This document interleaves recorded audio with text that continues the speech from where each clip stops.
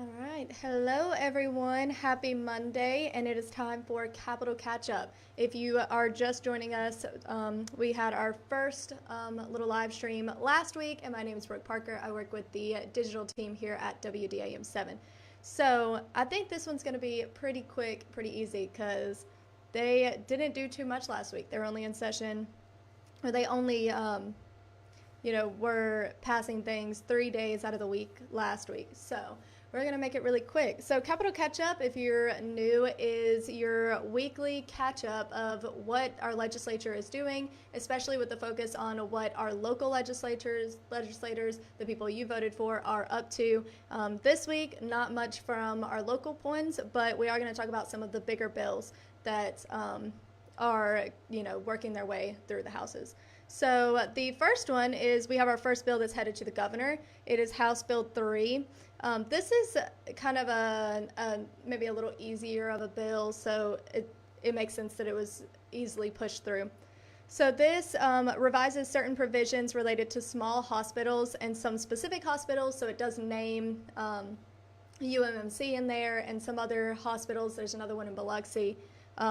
And it would basically make it so that they do not need a certificate of need for certain types of care if the people who would need those care would maybe need some financial help. It makes it so these hospitals can get it for those specific types of care. So obviously if it was a very costly, expensive care that they had to have, that is kind of what this goes towards. So that's going to go to the governor's desk, and he's going to make a decision about whether or not to sign that. I can't really see any reason why he wouldn't, but you never know.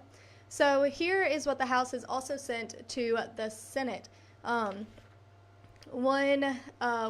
And this isn't everything. These are just the things that I picked out that I thought were interesting that people would want to know about. So House Bill 565, that is the Gilles II Law, or Gilles Gary Ure Act. I'm not sure how to say his last name.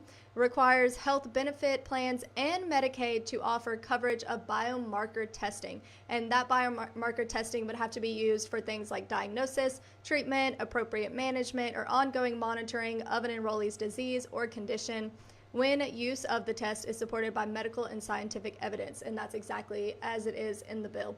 So essentially this says think of something that's really easy, not saying that it's necessarily this specifically, but let's say if you have a family member who has Parkinson's or something, and by you getting that biomarker testing, then that would therefore allow you to get maybe into a clinical trial or into better testing that would therefore make your life better. And scientifically or medically, evidence proves that if you do this, if you have this testing done and we're able to treat you through X, Y, and Z, that's going to improve your life, then that may fall under this bill.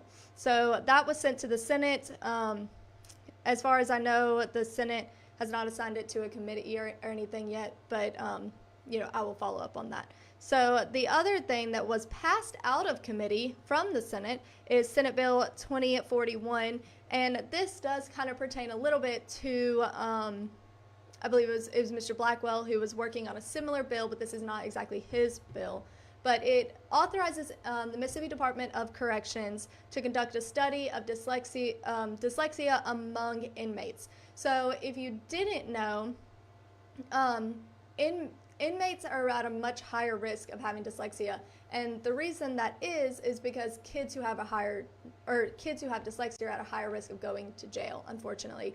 And when you think about it, it makes sense, because if you never quite learned how to read or write and you never got the help that you needed, it makes your life after school much more difficult. And so the goal of this is to learn exactly in Mississippi how much of a problem is this, and if it is a problem, how can we give better help to our high school students or middle school students who are in a crisis and really need this help to prevent it from happening to more people, to lower the amount of inmates who have dyslexia, and just kind of totally get rid of that fact. And so that's everything that happened last week that I thought was interesting. Obviously, it's not everything. They did have a very slim week. Honestly, a lot of stuff was just put into a committee, taken out of a committee, they took it out of committee, but it hasn't been voted on yet. They just did that, and it's ready to be voted on. A lot of the things that they did last week, they're going to take up this week. So we'll talk a little bit now about what has made it out of committee and is going to, be voted on this week, but mainly today. They don't release their schedule until the day of. So here's what I know they're working on today. So they're going to take up the sheriff's radar bill, and I say that, but there is a lot of bills about sheriffs being able to have radars, but this is specifically the one they're going to work on today. It is Senate Bill 2614, and it basically says that, sheriffs can use on county-maintained roads that are when they are more than 1,000 feet outside of a municipality. So essentially, for example, let's say Forest County Sheriff's Department, they get radars. They have to be 1,000 feet outside of Hattiesburg to be able to do that. They must prioritize areas with reoccurring numbers of speed-related crashes, school zones, or areas someone has complained about. So if you are on your local street and you notice that somebody is, just blowing through every stop sign, driving crazy on your street, you would be able to call the sheriff's department, and they would be able to come out there and use that radar. It includes school zones, of course. And then the other thing with this part about it must prioritize areas with reoccurring number of speed-related crashes, it does have a little thing in there that says that the sheriff's department needs to do research on what areas do they see a lot of crashes, where do they need to prioritize that radar, and they would need to present that. So here are the stipulations that come with that. There is a limited number of speed radars that sheriff's departments can have based off of the population in their area. So if it is a county with less than 50,000 people, you can only have one. Between 50 and 70,000 people, you can have two. Between 70 and 90,000 people, you can have three. Between 90 and 110,000 people, you can have four. And five is more than 110,000 people. And it also does have a little tidbit in there saying that speed traps will remain unlawful, and it kind of defines what a speed trap is, and basically puts more of those rules into against the sheriff's office to make sure that's not happening. So what else are they going to take up today in the Senate?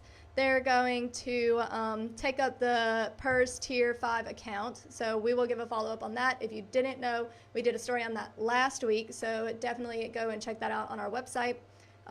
They're also going to take up all of those education bills that we had talked about last week, and there's a bunch in there. There's ones about not being able to have your phone from bell to bell, making sure that they have VOTEC classes, and there's just a lot of education bills. I definitely suggest going on there, reading them all. If you didn't know, you could just go to MississippiLegislator.com, and that gives you everything, all the bills that you could possibly want to see, and I suggest looking at some of these.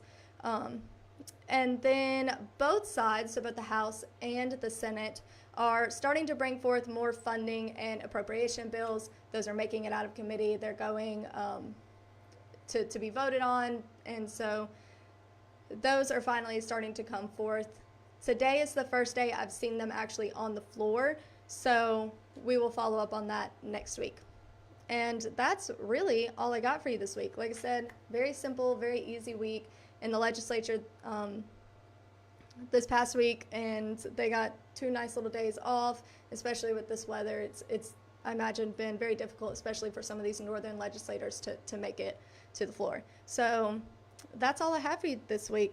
If you want to continue to watching, we're going to be streaming on Facebook for 1 more week, and then after that we're going to move over to our app. So make sure that you have downloaded the WDAM7 News app, and of course also our weather app, so you can stay up to date, but this will not be on there. And then you can also download WDAM7 Plus on your Roku or TV Fire Stick. And that's all I got for you. All right, see you next week at 11.